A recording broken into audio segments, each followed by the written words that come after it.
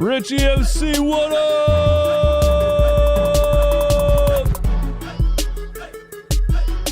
T6, what up?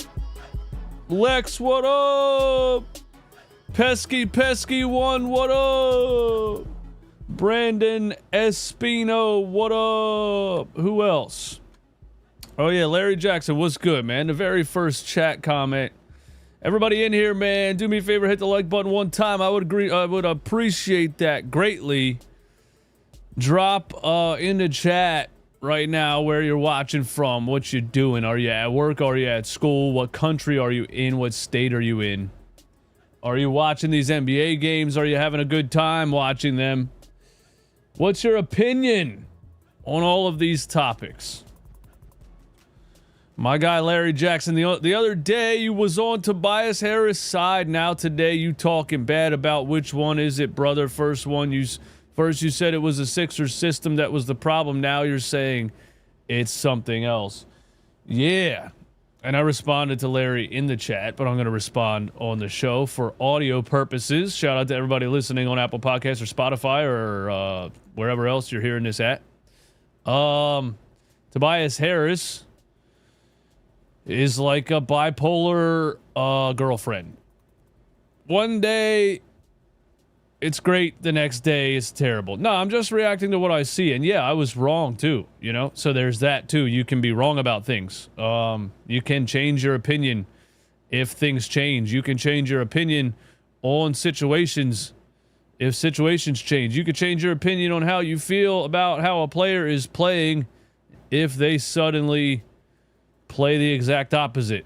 Yeah. So I did say that maybe Sixers culture was the reason that Tobias Harris seems like he's playing harder for the Detroit Pistons than he played in Philly. Seems like he cares more. And I still believe that to be true, honestly. But what you saw last night from Tobias Harris was the clear lack of a killer instinct or lack of resiliency when things get difficult, and he's just that type of player. He's not going to rise to an occasion.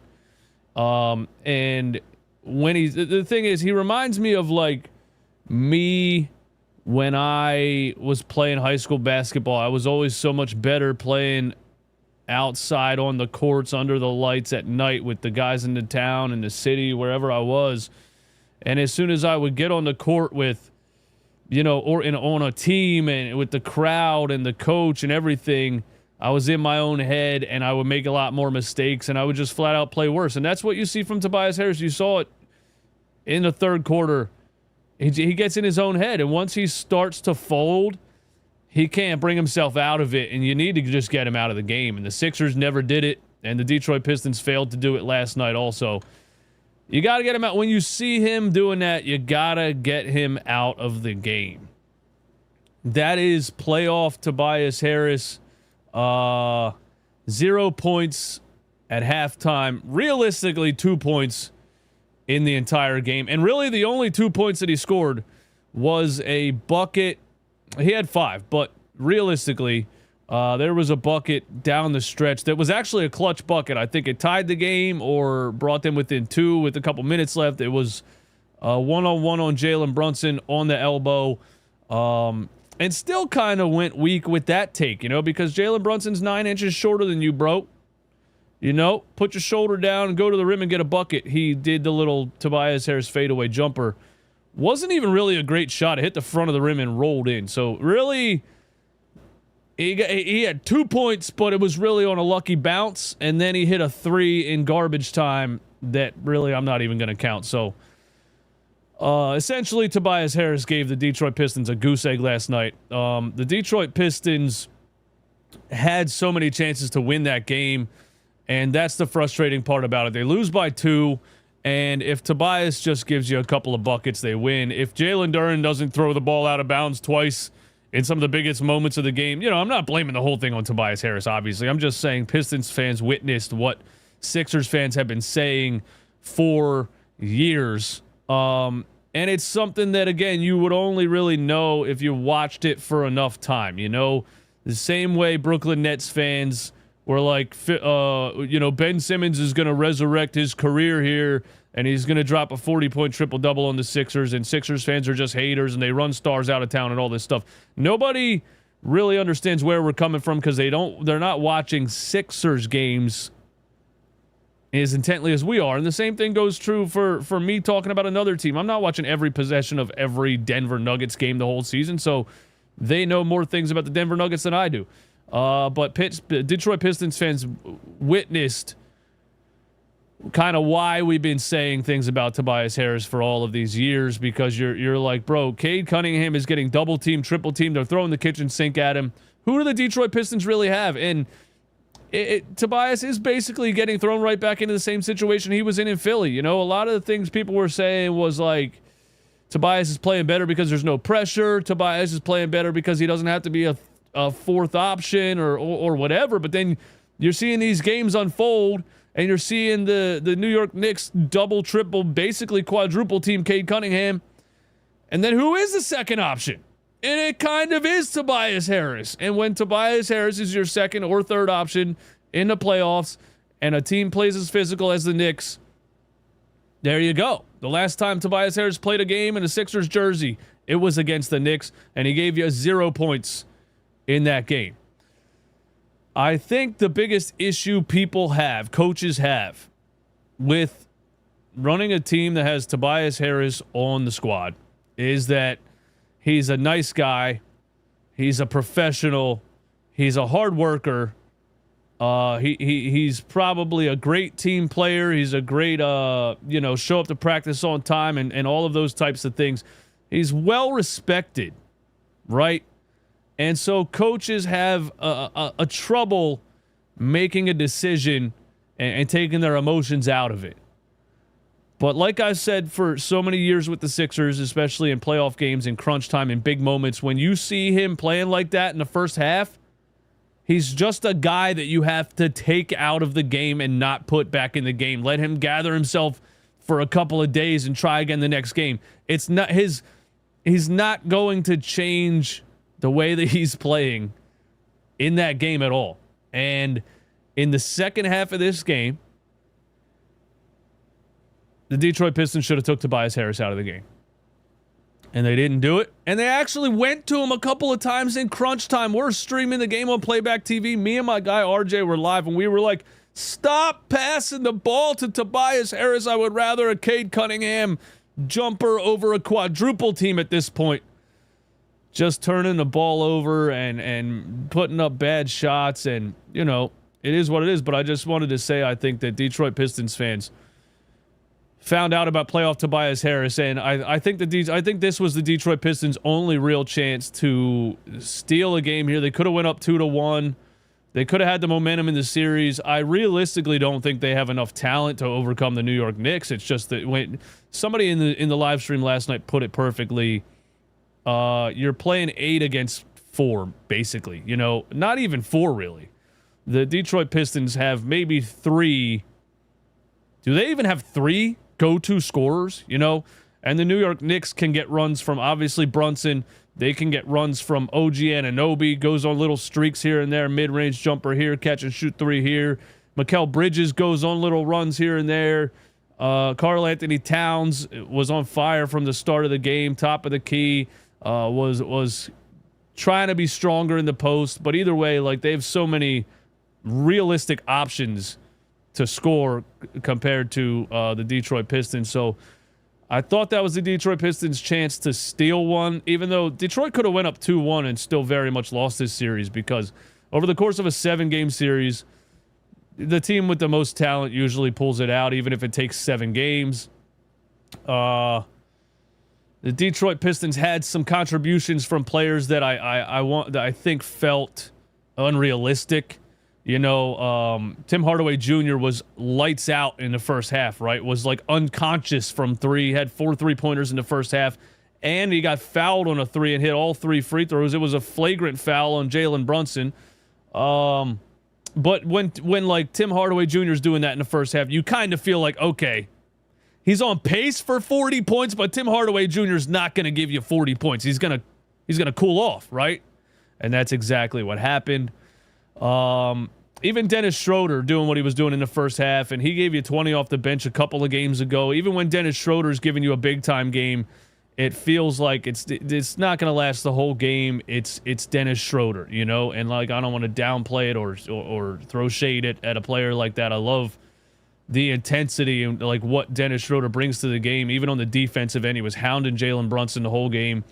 But, you know, if Tim Hardaway Jr. and Dennis Schroeder are carrying you, you're going to lose the game. And so that's basically what happened. Pretty ridiculous that Jalen Duren had a jump ball in the fourth quarter in crunch time against Jalen Brunson. Didn't even have to jump to win the jump ball because he's, 7 feet tall and Jalen Brunson's a midget. No offense to little people. But he just knocked the ball out of bounds. I mean, he didn't even tip it to his team. He tipped it into the second row. And so really the Pistons, even though they don't match up, they don't have enough to match up really with the Knicks. They had chances to steal one. And in the opportunities that they had, they completely collapsed in situations like that. Then you got, half a second left. You're probably not going to get a shot off, but you'd probably want to have somebody who could accurately pass the ball in bounds. They have Jalen Duren inbounding the ball 3/4 court. Why? And he chucks it. Where'd he chuck it? Out of bounds again. So there's that. There's two more things I want to say about the Knicks Pistons game.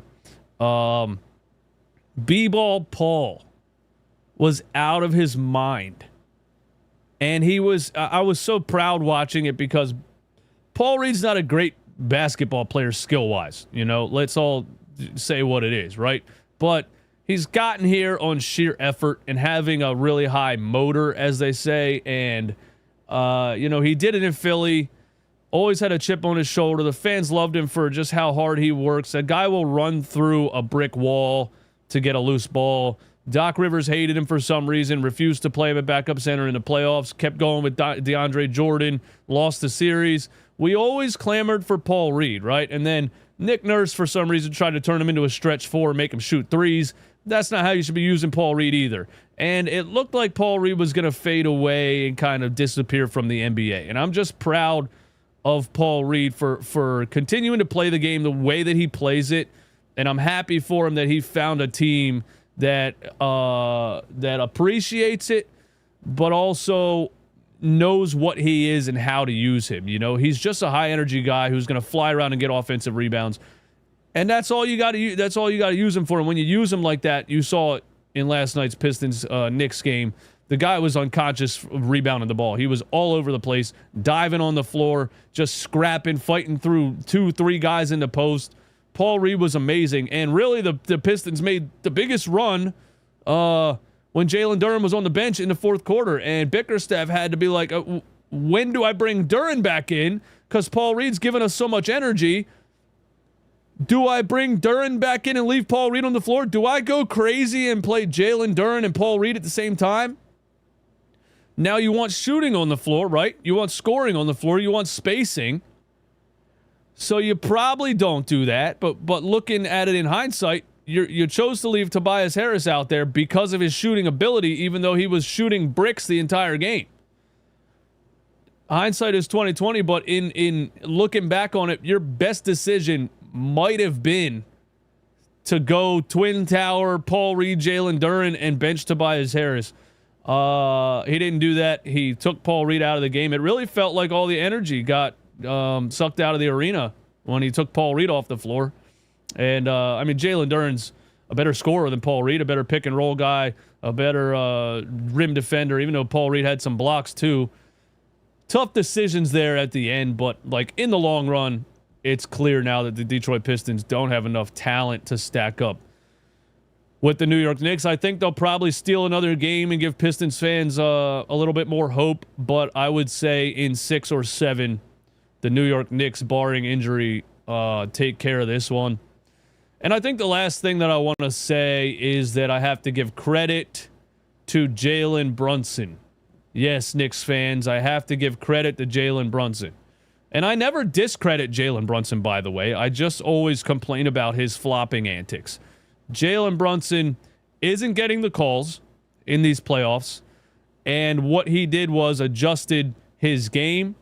He still does the little slide in front, try to get the defender to foul you from behind. They're not calling it at all. So he's changing his game as far as, like, I just got to put the ball in the hoop. And, what did he give the Detroit Pistons last night? 30 points. And again, what I always say about Jalen Brunson is he's very clutch. When it comes down to the fourth quarter and you need a bucket, he's going to give you a bucket. And he did it again last night. Another, like, one or two huge mid-range jumpers in an ISO situation to really put the game away. So, I like why that's why I get so frustrated with watching him flop around and stuff, because he's such a good player and he's really fun to watch in crunch time when he's just playing the game and trying to score. So I want to shout out Jalen Brunson for dominating the game and changing the way that he approaches it, because he's not getting the calls. And I'm happy the NBA is calling it this way also. Jalen Brunson did he did go a little Captain Insano here on Tim Hardaway Jr. with the double poke in the eye right there that he got the flagrant foul for. I mean, I don't know exactly what he's trying to do right there besides poke the man in the eyes. They gave him a flagrant foul because they said it wasn't a basketball play. I mean, that's straight Captain Insano, take no mercy. Gah. You guys get the reference? Waterboy. And this, too. This made me laugh, because Steve Kerr was upset that Houston Rockets fans were yelling, F you, Draymond. And last night, the Detroit Pistons fans said, hold my beer. Steve Kerr's complaining about one fan chanting F you, Draymond. Here's what the Detroit Pistons fans had to say for Jalen Brunson.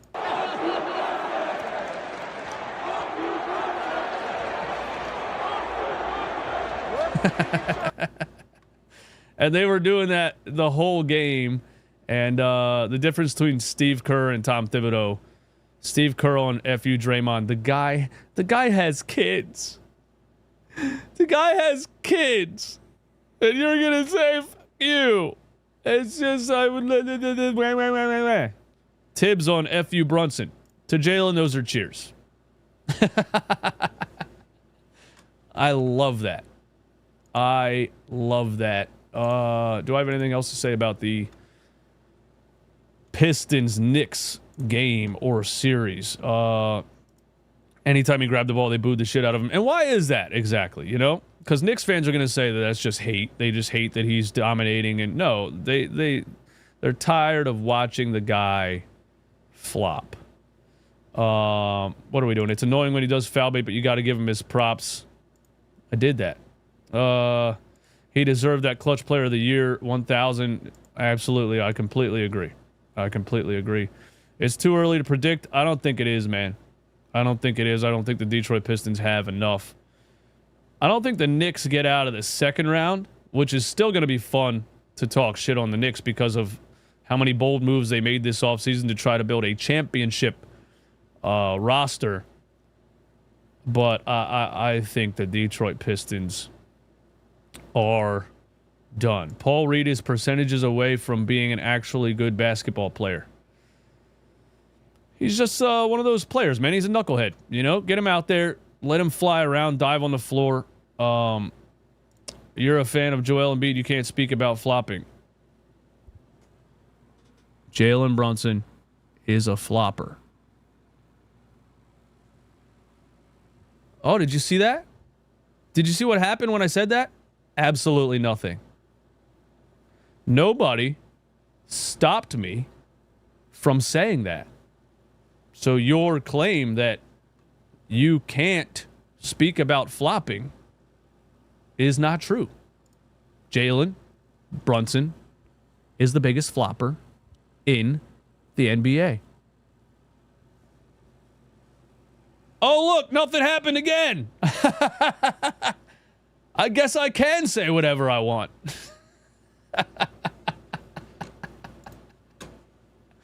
All right, what else do we want to talk about, man? The Denver Nuggets are cooked. I guess I should get those stats up here, huh? The Denver Nuggets are done for. My bracket is done for. I'm an idiot. I don't know anything about basketball. The Clippers win 117-83. The Denver Nuggets have completely imploded. Michael Porter Jr. is injured. Nobody can make a shot from three. It's like the roster in theory looks good, and then they just go ice cold, and it's really Nikola Jokic getting double and triple teamed, and I think Jokic's like gifts kind of come back to haunt him a little bit because he's still a pass first guy, and when everybody's playing like trash and nobody can score, he's still passing the ball to other guys instead of trying to go give you 50. He's just that kind of player. 23, 13, and 13. You know, he's not the kind of guy that's going to say, I got to go get a 50 piece to deliver this victory. So I guess in a way that's using Nikola Jokic's strengths against him. But yeah, everybody was bad, man. What was Jamal Murray 8 for 15? That wasn't terrible, but he was a minus 15. Aaron Gordon 6 for 16. Christian Brown 4 for 9. Where was Westbrook, man? Westbrook, oof. Damn, man. I'll read back on the Russell Westbrook hate train.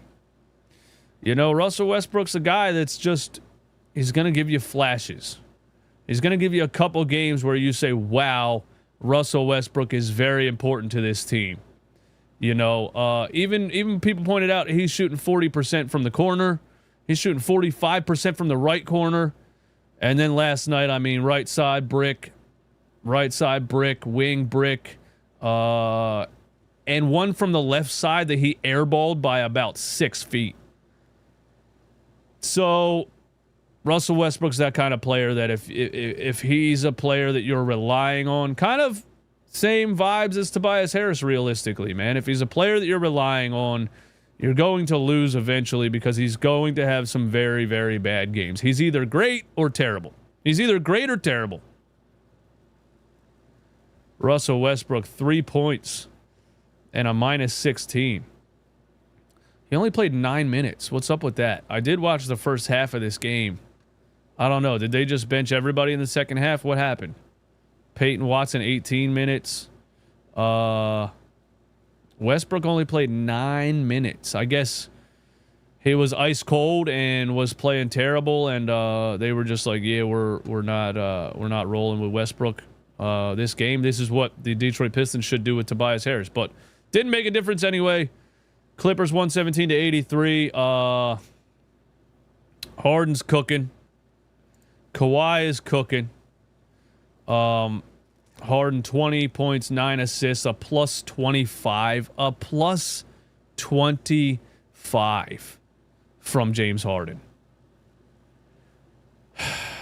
And in the non-Kawhi minutes last night, just step back three and just making plays and floaters, and even the James Harden Ben Simmons lineup was probably a plus. Ben Simmons played 9 minutes. See, there you go. Ben Simmons played 9 minutes and was a plus 9. I was exactly right. And the Clippers are using Ben Simmons basically the only way you can use Ben Simmons. And I mean, the Sixers couldn't use him this way because he was a max contract player and he was supposed to be a star. And you know, they had to hope that he can play like a star. They had to keep playing him the way that everybody thought he was supposed to be playing. Even the Nets, you know, they were paying him $40 million. They couldn't use him like this. The Clippers signed Ben Simmons on a 1-year minimum, so they get to use Ben Simmons the way that you have to, which is a big, physical, defensive player that you can bring into the game in spurts, and he can play center and run the floor, but he's not going to give you much outside of that. Playing alongside James Harden helps because he doesn't have any responsibility at all when he's out there except play hard defense try to get some rebounds and run down the floor. 3 rebounds in 9 minutes. But you can just take him out of the game and not put him back in the game because he's Ben Simmons. He's on a minimum contract and everybody knows what he is now. It's just going to be so Philadelphia 76ers if Ben Simmons and James Harden win a championship on the same team. And it will be undeniable proof that I do not know ball.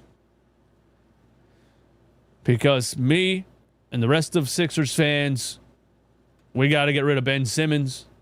We got to get rid of James Harden. We got to sign Paul George. We got to get rid of Paul Reed. We got to get rid of Tobias Harris. We got to sign Andre Drummond. It won't stop. The reality that whatever the 76ers do is wrong, it won't stop. And if James Harden and Ben Simmons win a championship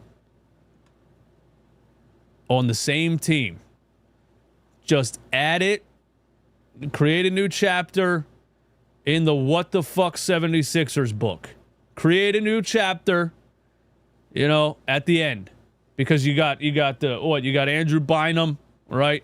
You got Joel Embiid being the most injured superstar of all time. You got Ben Simmons being the biggest bust in history. You got Markelle Fultz being the second biggest bust in history. You got Daryl Morey trading back for James Harden and trying to rebuild the 2015 Rockets because he asked Twitter AI what he should do. You just add a final chapter to the What the Fuck 76ers book, and it will be James Harden and Ben Simmons win a championship on the same team.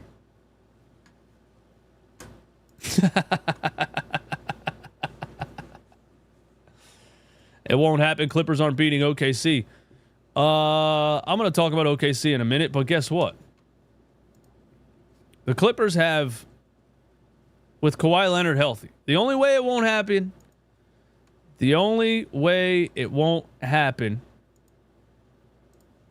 a team with the best player in the last 5 years was not that good. I don't know what that means. The only way it won't happen is if Kawhi Leonard gets hurt. Because the Clippers with healthy Kawhi Leonard have a definitive pecking order. They have a solidified, one of the best of all time superstar scorers in Kawhi Leonard. You can't really rank him all time because he's absolutely unbelievable when he's healthy, but he's scored less career points than Tobias Harris because he's missed so many games. But when he's healthy, if you just go when healthy, Kawhi Leonard is one of the best of all time. They have that going for them if he stays healthy. They have James Harden, who I've already called many times over the years the best passer of a basketball I've ever seen. The best flat-out facilitator I've ever seen, and I can throw a couple more out there. John Stockton, Nikola Jokic, honestly. LeBron James at points of his career. But Jason Kidd back in the day. I could go do a whole list. But James Harden's an incredible half-court facilitator and still scoring, still doing an ISO scoring thing at a good level.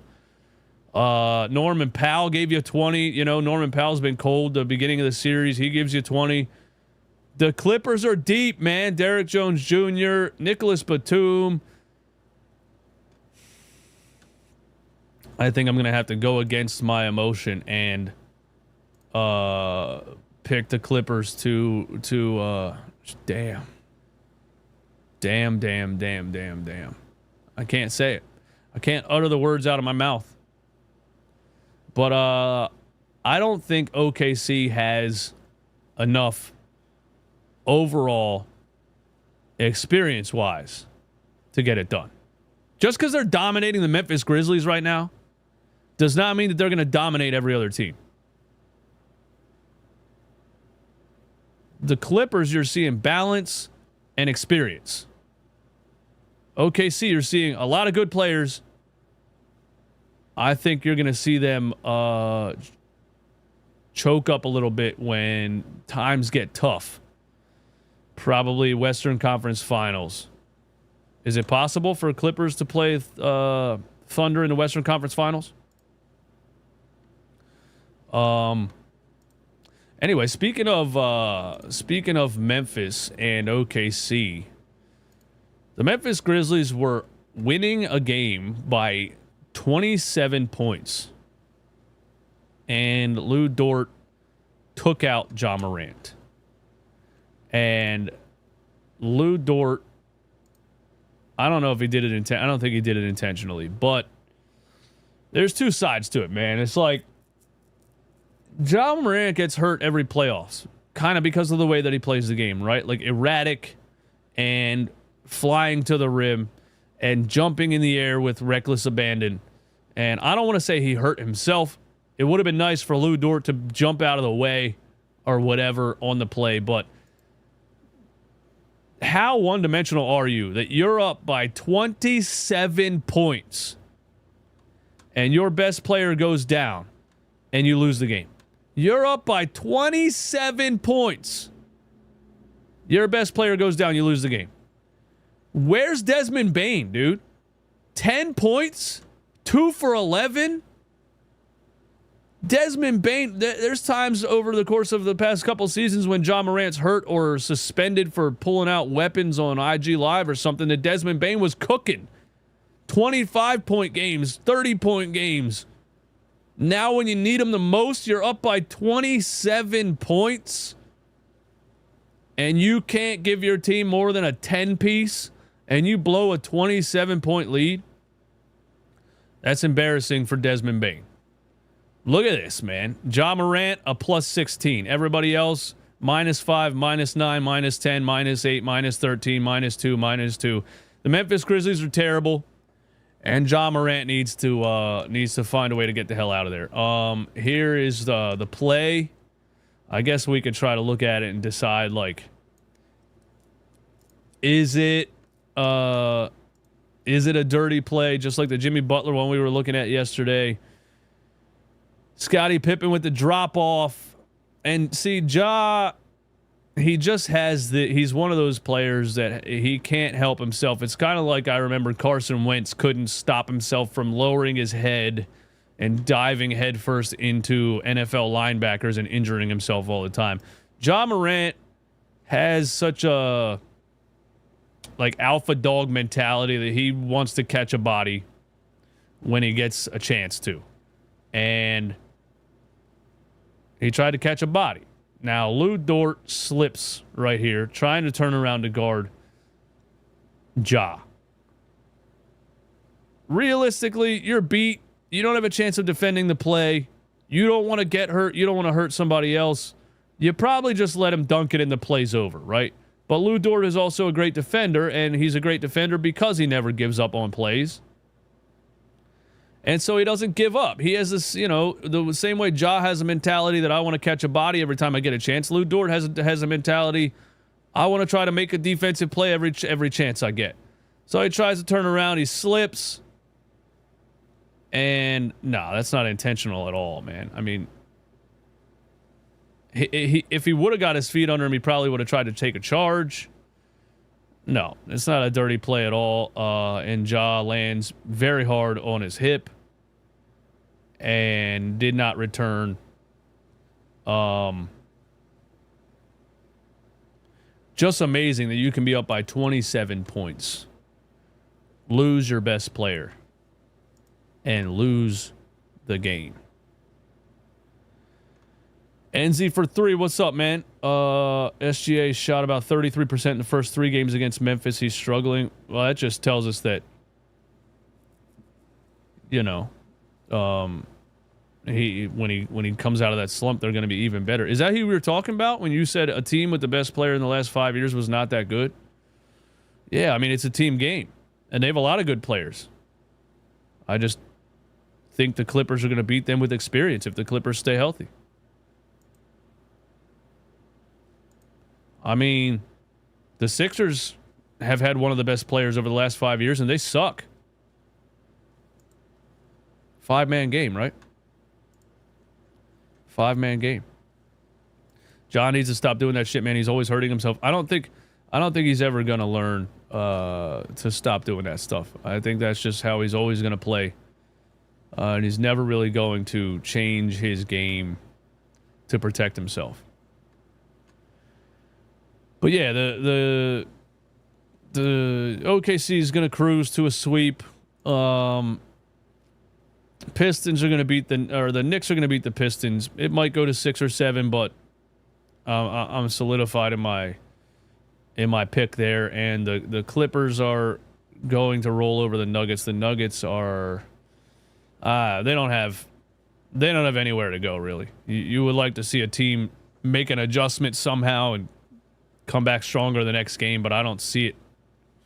I don't see it personnel wise from the Nuggets. So there's my bracket. The Knicks I'm gonna lose the Knicks Pistons one. I'm gonna lose the Nuggets Clippers one. What can you do, man? What can you do? What else? We got a Jimmy Butler update. We got Warriors Rockets tonight, man. We got Warriors Rockets tonight. No Warriors Rockets tonight. Celtics Magic at 7. We get to watch Doc Rivers one step closer to getting swept at 8 o'clock. Lakers T-Wolves at 9:30. Jimmy Butler update. A glute contusion is an ideal outcome for the Warriors forward one he is familiar with. Jimmy Butler suffered a glute contusion during the 2023 playoffs and never missed a game. The average time lost for all other glute contusions is 5.2 days. I think the Warriors are going to have a tough time with the Rockets the rest of this series because of their physicality and their depth. The Warriors have more, same situation with the Thunder. The Warriors have more experience, more scoring from superstars, I guess, if Jimmy Butler continues to score the way that he has. But I don't think the Warriors have as many advantages over the Rockets as I think the Clippers have over the Thunder. I'm still taking the Rockets in that series, but I don't think Jimmy Butler is going to miss any games. Landed hard, but no structural damage, and he basically has a bruised glute. I expect Jimmy Butler to be playing in the next game, and he's that kind of player too. He's, he's going to have a broken leg for him to not play in a playoff game.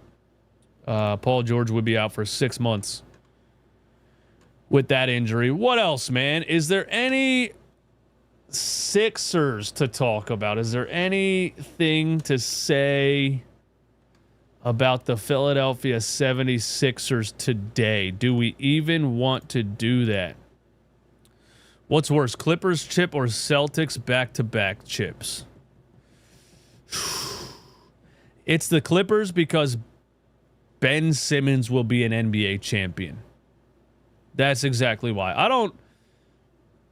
I won't hate so much if James Harden becomes an NBA champion because I don't have that much hate for James Harden. I had hate for kind of his attitude and his dedication when he was here in Philly.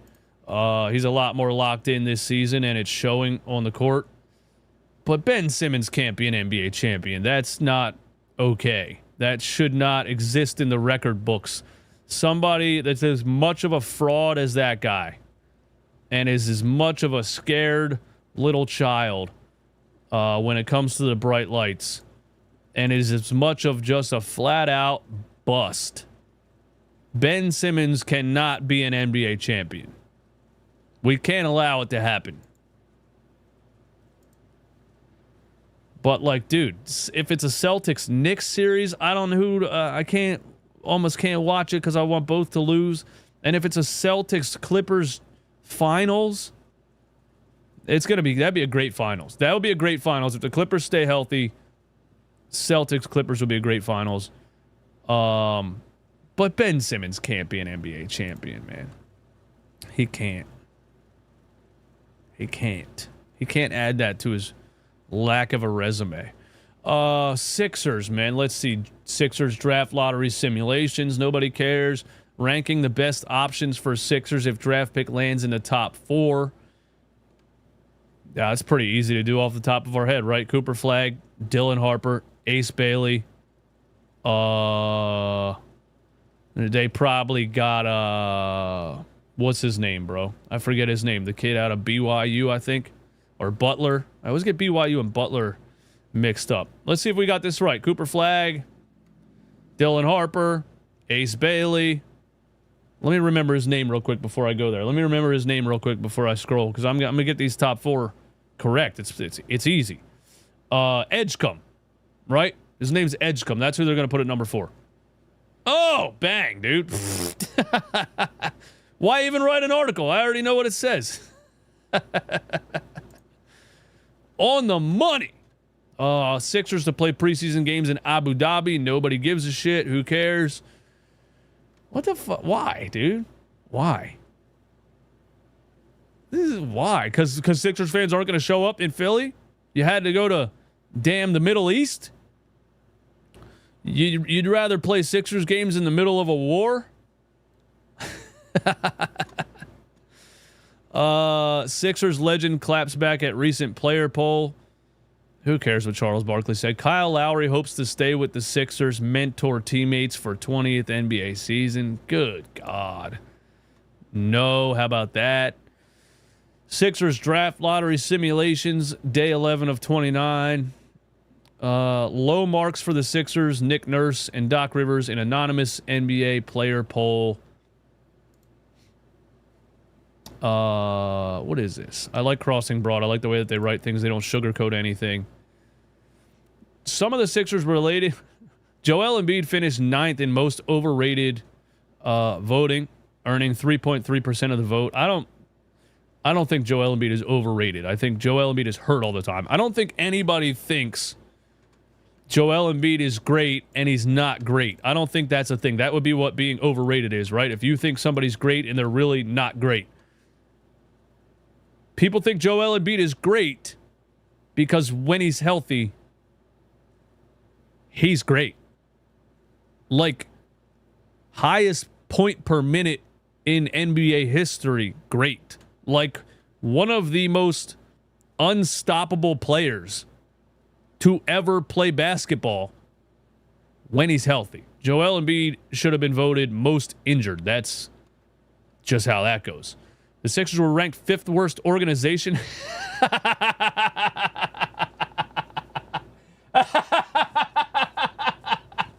Oh, I'm dying.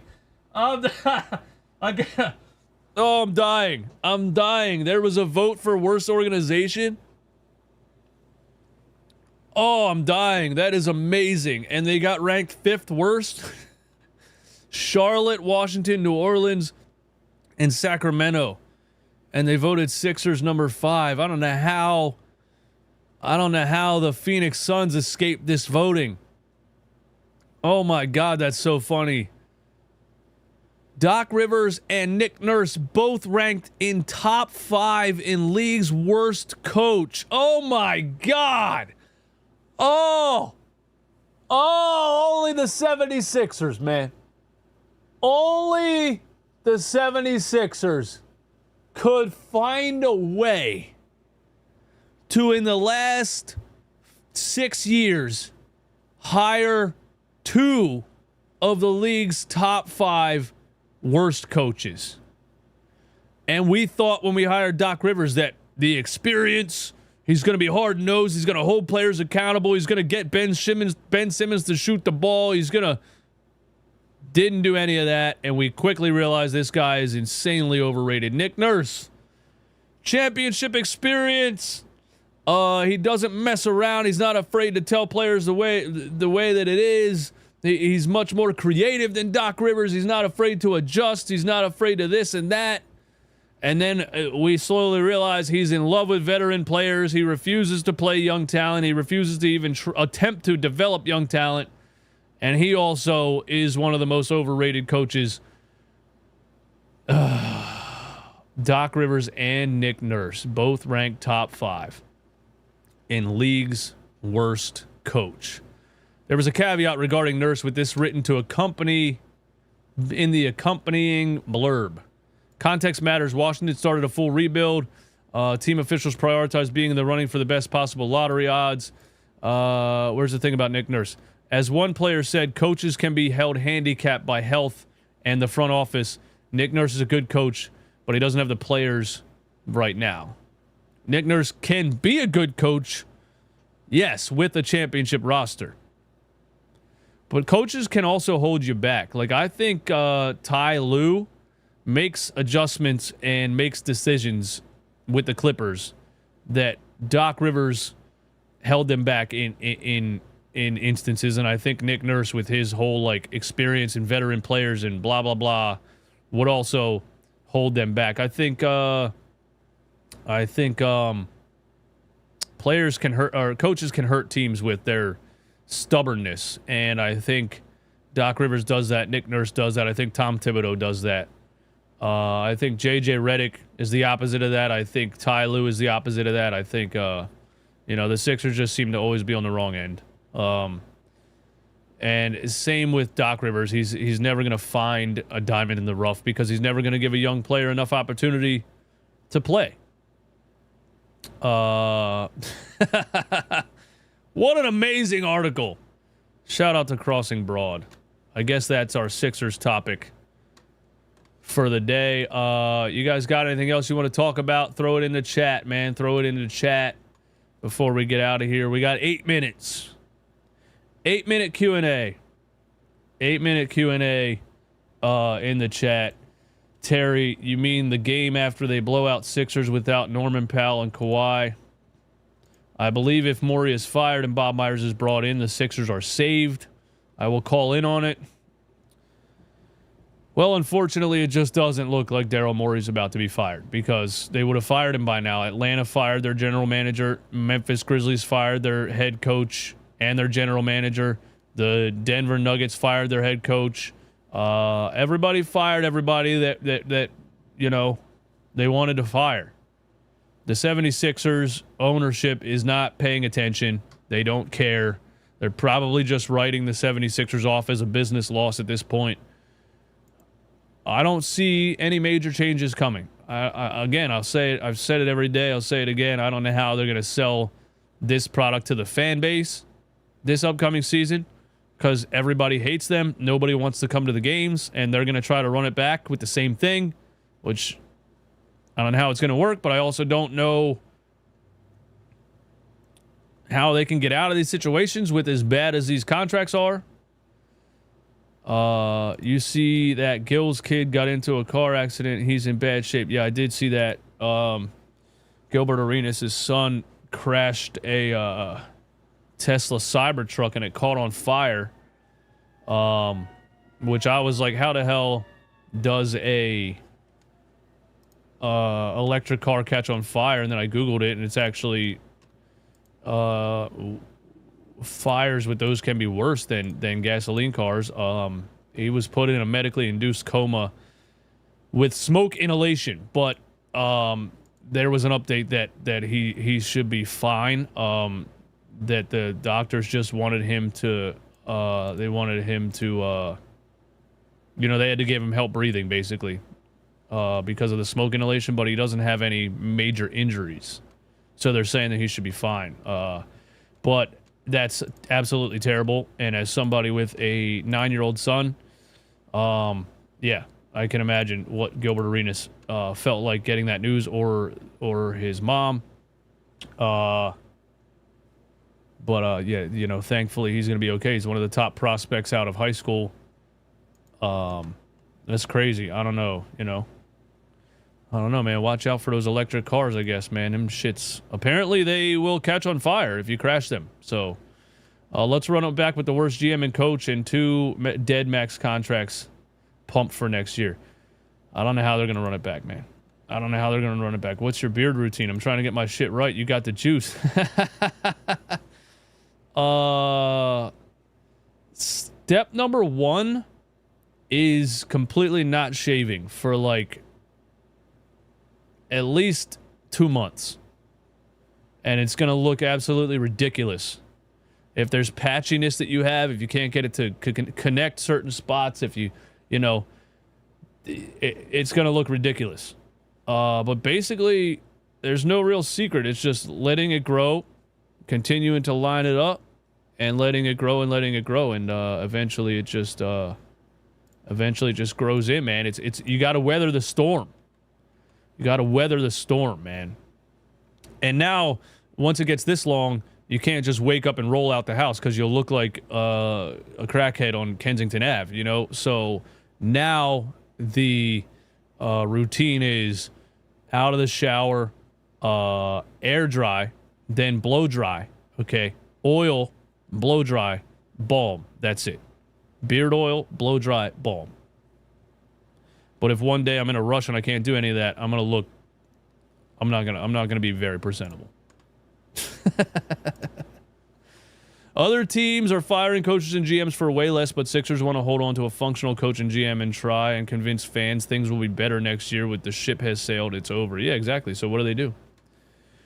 What do they do, man? Build around Jared McCain, Maxey, Joel, PG, I guess, unless someone wants him. Get Yabu and Grimes if you could keep him. Unlikely, though. I think they can keep Grimes because they have his bird rights and they can match any offer. But they might not even keep Grimes because you might want to spend money on, you know, defensive wings and rebounders and things that Daryl Morey seemed to completely ignore this past offseason. Yeah, they're in a bad situation because, you know, Jared McCain and Tyrese Maxey, the pairing looks like it has the potential to be great, you know, a couple years from now, and you would want to jump on that right now. You would want to start building around that right now, but they still have this Paul George, Joel Embiid situation until 2028 that they have to try to build around. I guess you can't have $200 million guys being role players. I don't know. And when Joel Embiid's healthy, you have to run the whole system around him. I don't know, man. It's just I feel like this is the first time I've looked at the Sixers team, maybe in my life, and said, I don't know. I don't know what they should do. I don't know what they can do. I have no idea. It is just so sad the Sixers will not make big changes. Sixers fans will not even watch Sixers basketball when they see the same thing year after year. Yeah. I don't know. Ayo, man. Ayo. It's a tough situation. Yes, it is. Yes, it is. That's all I got, man. Thank you guys for hanging out today, man. Once again, you guys are the best. I'll try to do these every single day, man. Why not? I'm having a blast doing it. Thanks for tuning in. We're just watching the NBA playoffs, talking about the NBA, and anything else we come up with, man. Thanks for participating, and I'll see you on the next one.